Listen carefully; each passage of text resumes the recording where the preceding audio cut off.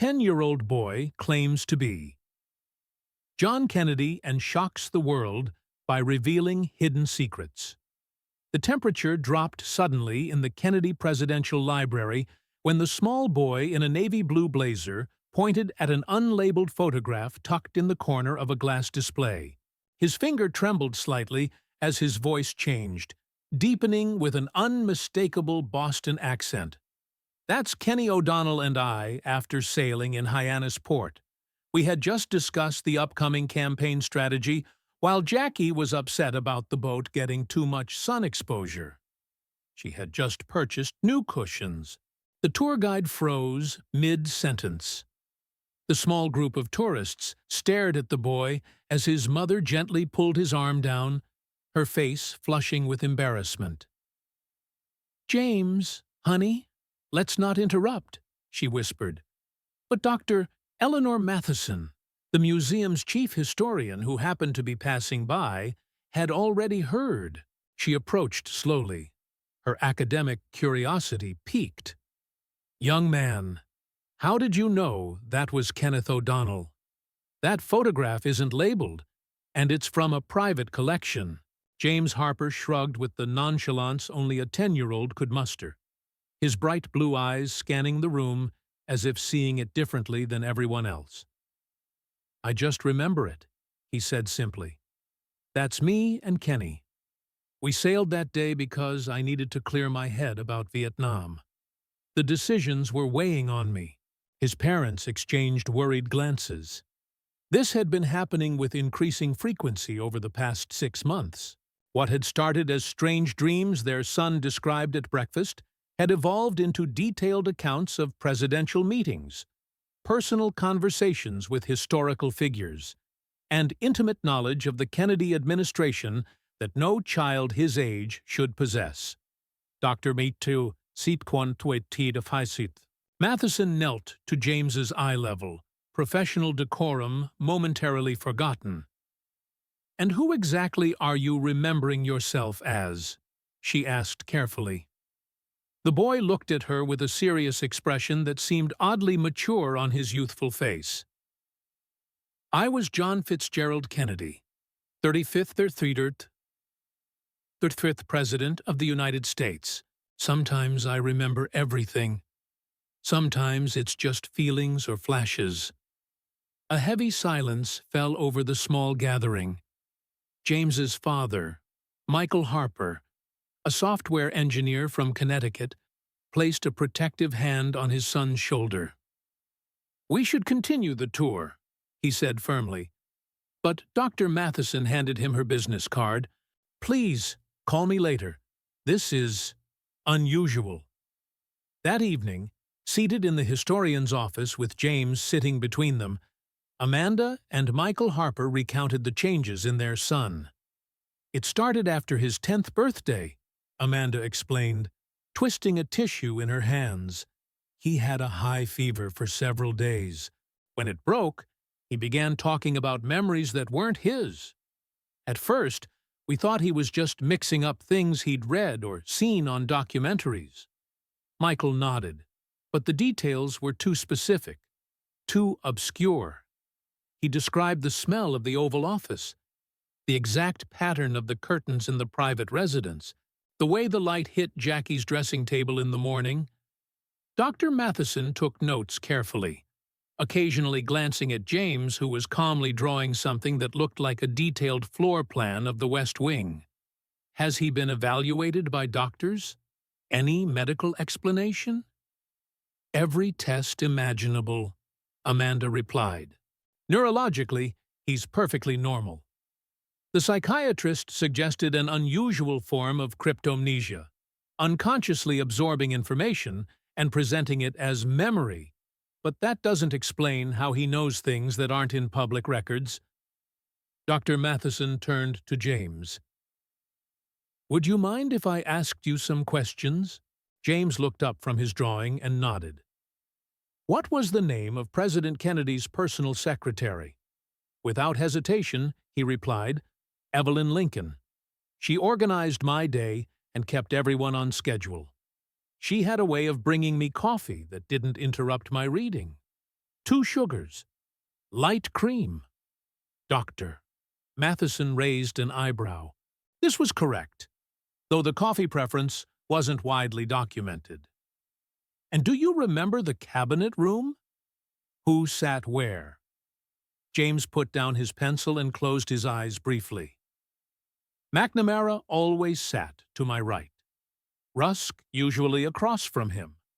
Bobby would pace sometimes, which irritated me, but I never said anything. During the missile crisis, we changed the arrangement to accommodate the maps and additional military personnel. The room felt smaller then. The weight of everything.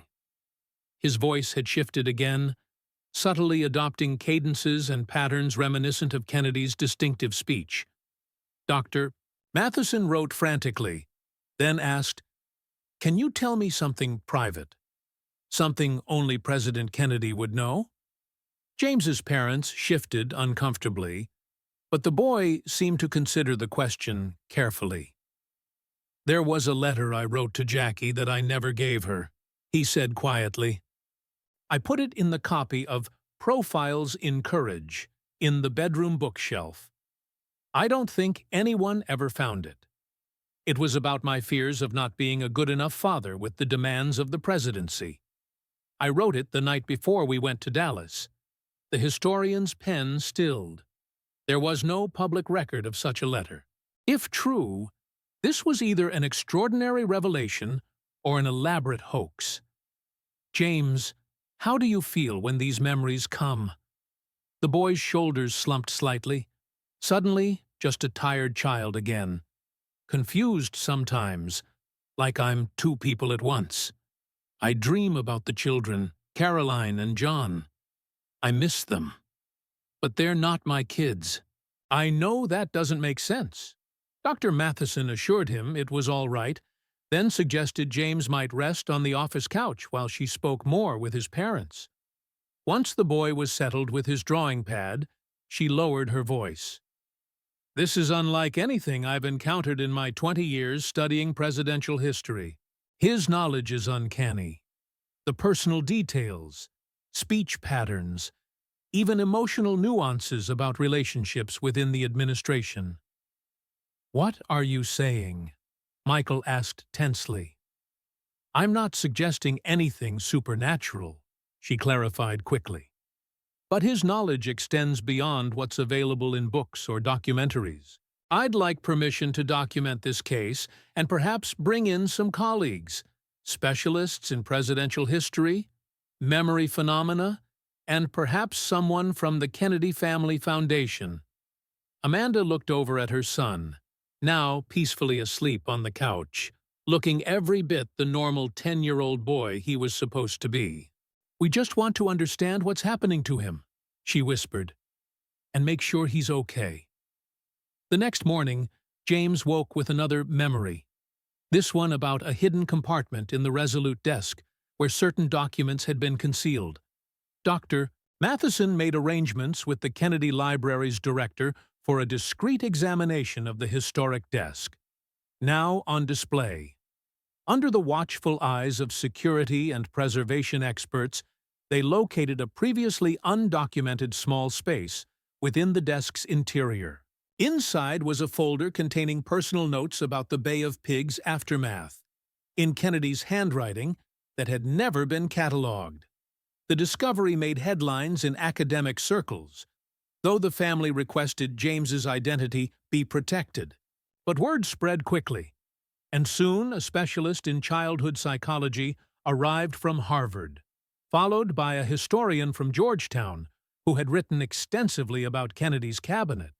This is either the most elaborate presidential history hoax ever perpetrated or something we cannot yet explain. "Dein Fortfuhren, non-Tritorn Doctor," Matheson told the assembled experts as they prepared to meet James again.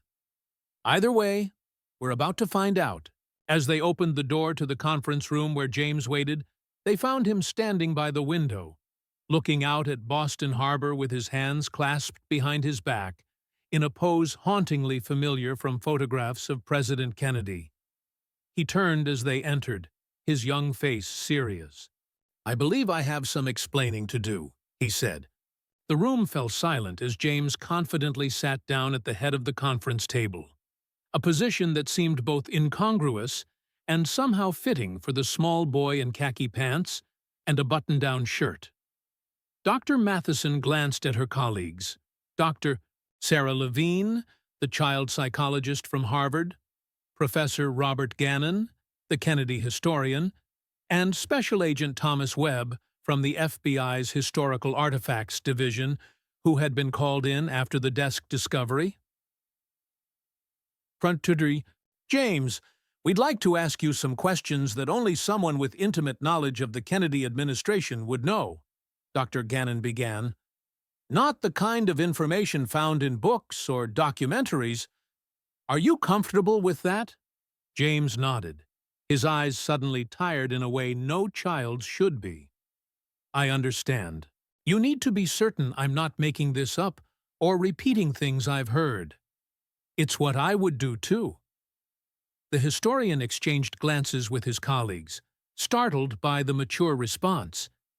"Can you describe the conversation you had with Premier Khrushchev during your first private meeting at the Vienna summit?" James closed his eyes briefly, his small fingers drumming a familiar pattern on the table that Kennedy's photographers had captured countless times. "He was testing me. From the moment we sat down, he launched into a lecture about revolutionary movements and American imperialism. I let him finish before responding that ideological differences shouldn't prevent practical agreements. When the translators stepped out briefly, he leaned forward and said in surprisingly good English, 'I want to know if you have the stomach for this game. Young man.' He called me Molodoy Chelovek, young man, which wasn't translated in the official transcripts." Dr. Gannon's face paled. This exchange had only been documented in Kennedy's private journal, published just 3 years ago in a limited academic edition. For the next hour, James answered increasingly specific questions about cabinet meetings, private conversations with Jackie D., and security briefings that had been classified until recently. He described the exact shade of blue in the diplomatic reception room carpet, the way the light hit the rose garden in Oktoberfest, and the private signal Kennedy and his personal aide used when the president needed to exit a meeting discreetly due to his back pain. "How does this information come to you, Doctor?" Levine asked gently, observing the boy's body language. "Is it always present, or do certain triggers bring these memories?"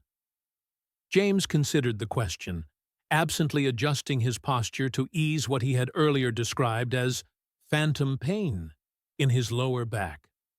"Sometimes they come in dreams. Sometimes when I see photographs or visit places. The strongest memories came after I touched things that were his, a pen displayed at the museum, the desk. The medical records made the back pain start. His parents, seated quietly in the corner, exchanged worried glances. Agent Webb leaned forward. "James, yesterday you mentioned documents hidden somewhere other than the desk. Can you elaborate?"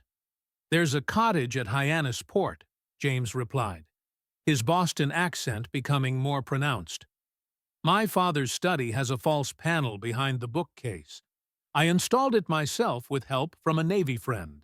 Inside should be a waterproof container with papers about the missile crisis, contingency plans that were never filed officially, and personal letters." The agent made notes while Dr. Matheson asked, "Would you be willing to visit Hyannis Port, James, to see if what you're describing exists?" "Yes, but there's someone else I need to see first. Someone who would know me," he said, with unexpected emotion in his voice. The air in the room shifted as everyone understood the implication.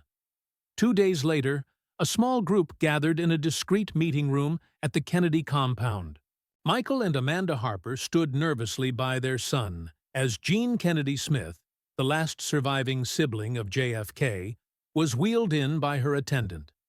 At 92, Jean remained sharp-minded, though physically frail.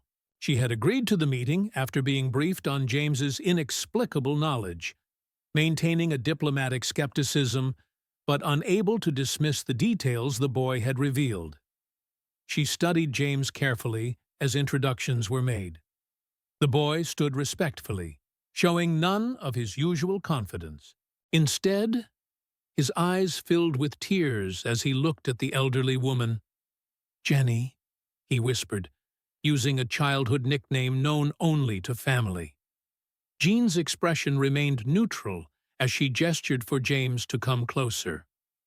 "So you believe you have my brother's memories, young man?" James approached slowly.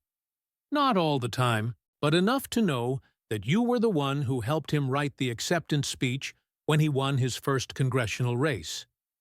You stayed up all night with him because he was too nervous to sleep. You brought him tea with honey because his throat was sore from campaigning." He hesitated, then added even more softly, "You were the one who told him it was okay to marry Jackie even though father had reservations. You said she had a core of steel under all that sophistication, and he'd need that." Something shifted in Jean's expression, a subtle change that only those who knew her well could interpret. "Ah, sit with me a moment," she said, indicating the chair beside her wheelchair. For 20 minutes, they spoke quietly, their conversation inaudible to the others in the room. Jean asked questions and listened intently to James's responses, occasionally nodding or shaking her head. At one point, she reached out and touched his hair with a trembling hand. When they finished, Jean turned to the assembled group, her eyes bright with unshed tears. "This child knows things only Jack would know," she said simply. "Things I've never spoken of to anyone. Private jokes. Conversations no one else witnessed. He even has some of Jack's mannerisms that wouldn't be visible in any footage or photographs." The room remained silent as she continued. "I don't know what explanation there could be for this, but I know what I've heard. There is a connection here that defies conventional understanding." 2 days later, a small contingent, including James, his parents, Dr. Matheson, Agent Webb, and a Kennedy family representative arrived at the Hyannis Port compound. The specific cottage James had described was no longer owned by the family, but arrangements had been made with the current owners for a brief visit. Inside, James moved with certainty to the study, where he examined the bookcase on the east wall. He pointed to a specific section. "It should be here, behind these shelves." After obtaining the owner's permission, Agent Webb carefully examined the area. Using specialized equipment, he confirmed the presence of a hollow space behind the seemingly solid wall. With professional tools, the panel was carefully removed, revealing exactly what James had described: a small waterproof metal box that had been sealed into the wall during renovations decades earlier. The contents were verified by Kennedy historians and archivists. Previously unknown documents including personal notes about the Cuban Missile Crisis, private correspondence with Robert Kennedy, and several letters to Jackie that had never been sent. The discovery made international headlines, though James's identity remained protected at his parents' insistence. Experts from various fields offered explanations ranging from genetic memory to elaborate hoaxes, but none could fully account for the breadth and accuracy of James's knowledge. Dr. Levine continued regular sessions with the boy, documenting the episodes and helping him integrate these inexplicable memories into his developing identity. His parents allowed limited interaction with Kennedy historians under controlled conditions, but insisted that James's education and normal childhood development remain the priority. "So, we don't understand what's happening to our son," Michael Harper told Dr. Matheson during a quiet moment, as they watched James playing normally with some local children at Hyannis. "But whatever this connection is, we know it's genuine. We've seen too much evidence to deny it." Amanda nodded in agreement. "The hardest part is watching him struggle with emotions that aren't really his." the grief over lost siblings and children, the physical pain, the weight of presidential decisions. No child should carry those burdens. Dr. Matheson had no comforting professional explanation to offer. After weeks of documentation and testing, the case had only grown more compelling. James possessed knowledge that couldn't be explained by research or coaching. He recognized people he had never met, recalled conversations he couldn't have heard, and felt emotions connected to events that occurred decades before his birth. "There's someone else who's asked to meet James," she said carefully. "Caroline Kennedy has heard about the case from her aunt. She's requested a private meeting, away from media attention." The Harpers exchanged a worried glance. Meeting Jean had been emotionally taxing for James. Meeting someone who had been a child in his memories might be even more complicated. "What does James want?" Amanda asked. "He says he needs to see her. That there are things he needs to tell her. Things only a father would know."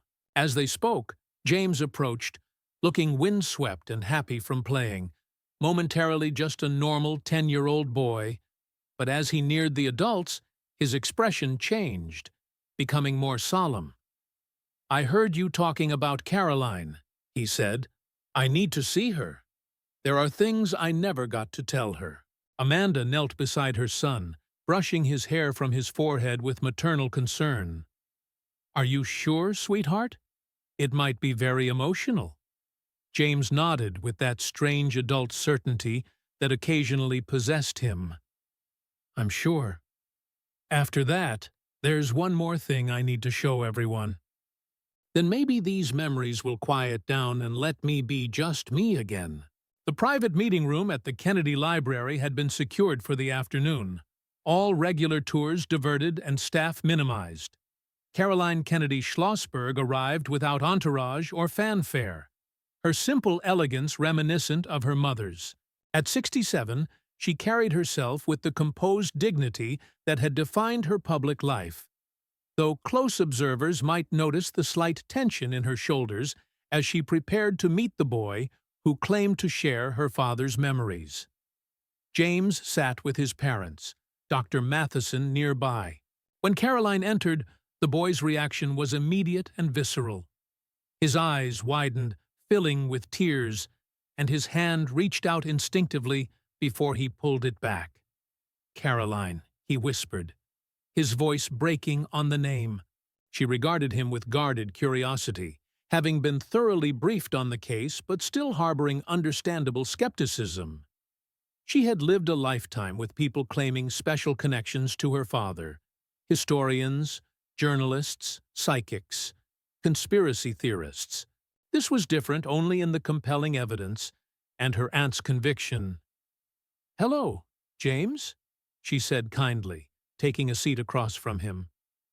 "I understand you have some things you'd like to tell me."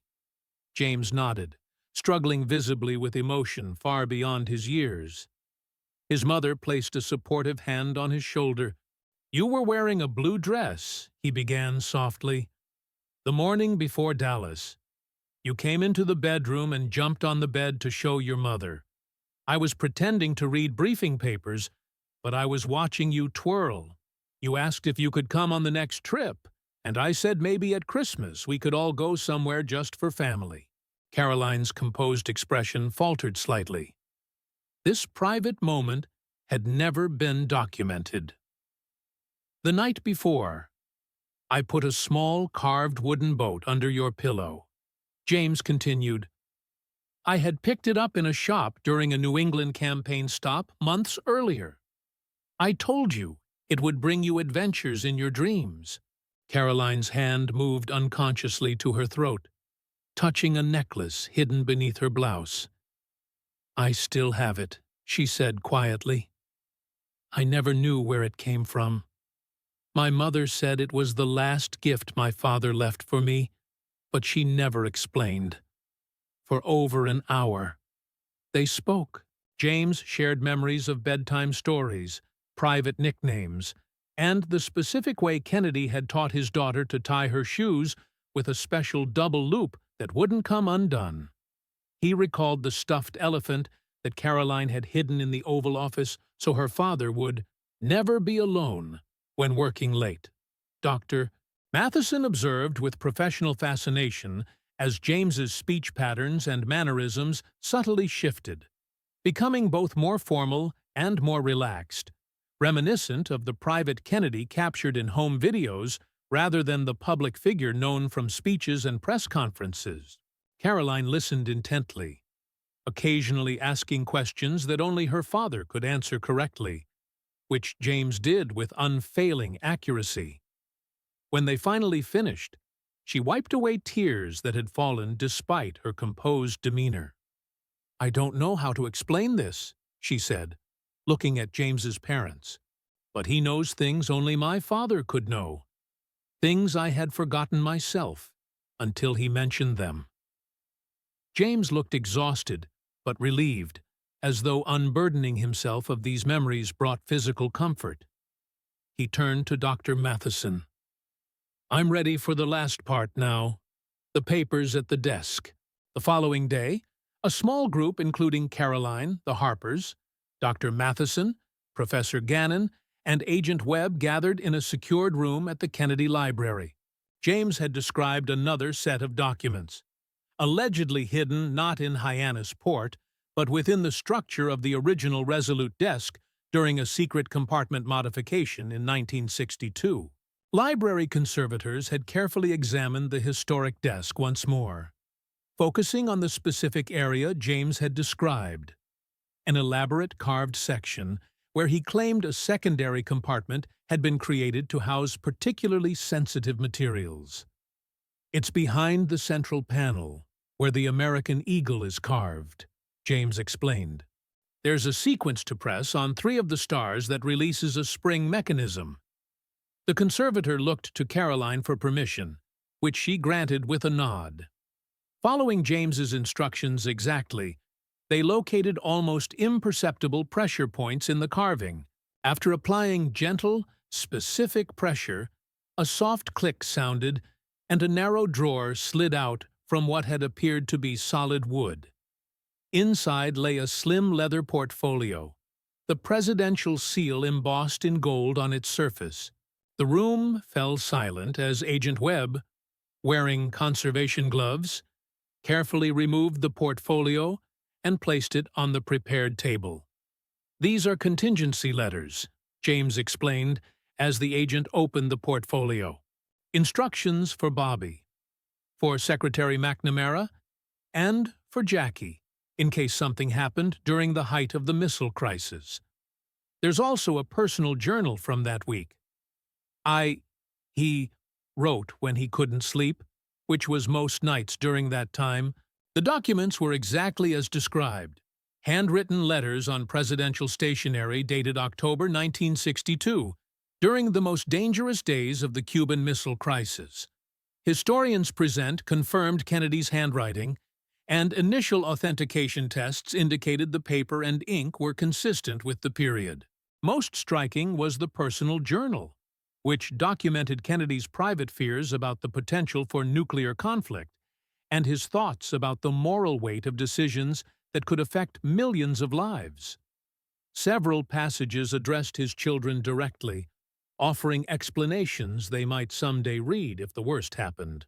Caroline read these passages in silence, occasionally closing her eyes as though absorbing her father's long hidden words across decades. When she finished, she looked at James with an expression of profound gratitude and lingering bewilderment. "Why now?" she asked simply. "Why these memories in you, after all this time?" James shrugged, suddenly just a tired 10-year-old again. "I don't know. They just started coming after my birthday. But they're getting quieter now. After showing these papers, I think maybe they'll stop." "Do you want them to stop?" Dr. Levine asked gently. James considered this, glancing at his worried parents before answering. "Yes, they're not really my memories. It's like carrying someone else's heavy suitcases. I want to just be me again." In the weeks that followed, the discovery of the Kennedy documents created a controlled sensation in historical circles. The Kennedy Library announced the finding of previously unknown presidential papers through new conservation techniques, deliberately omitting James's role at the family's request. While historians and archivists celebrated the new insights into Kennedy's thinking during the missile crisis, James began working more intensively with Dr. Levine. As he had predicted, the memories began to fade after the final documents were revealed, becoming less intrusive and less emotionally charged. 6 months later, the Harpers met with Caroline Kennedy and Dr. Matheson for a final assessment. James, now 11, appeared more carefree and typically childlike than he had during their investigation. "The memories are mostly gone now," he explained, fidgeting with normal preteen energy. "Sometimes I still have dreams, but they're fading. They don't feel like my own experiences anymore, just like stories I've heard." Caroline had brought a small gift, a replica of a PT-109 tie clip that had belonged to her father. "Whether these memories were somehow my father's or something else we may never understand," she told James, "you've given me back pieces of him I thought were lost forever. For that, our family will always be grateful." Dr. Matheson's final report on the case remained inconclusive. While documenting the extraordinary accuracy of James's knowledge and the tangible discoveries it had led to, she could offer no scientific explanation for the phenomenon.